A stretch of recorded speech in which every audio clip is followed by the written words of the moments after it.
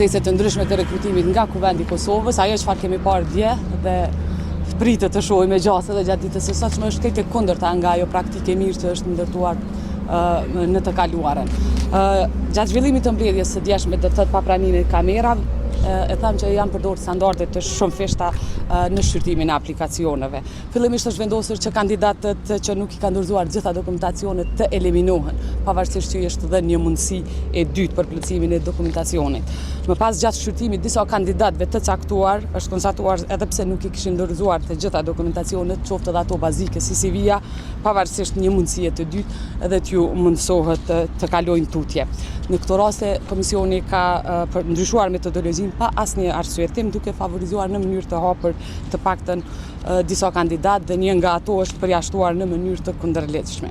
Sa i përket procesit të intervistimit, praktika deri tanishme ka qenë që deputetët e Kuvendit të Kosovës, sidomos ata që janë pjesë e komisionit ad hoc, të bëjnë përzgjedhjen e pyetjeve që do të jenë të gjitha njësoj për të gjithë kandidatët, e gjë që nuk ka ndodhur në rastin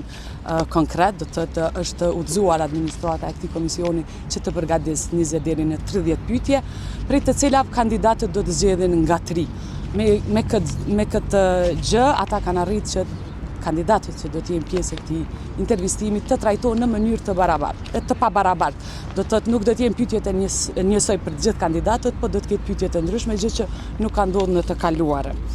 Për më tepër, komisioni ka paraport vetëm 2 ditë për intervistim, do të thotë 75 kandidatë dhe respektivisht i bjen 37 kandidatë në ditë, së do të fillojnë pas pak dhe vetëm 15 minuta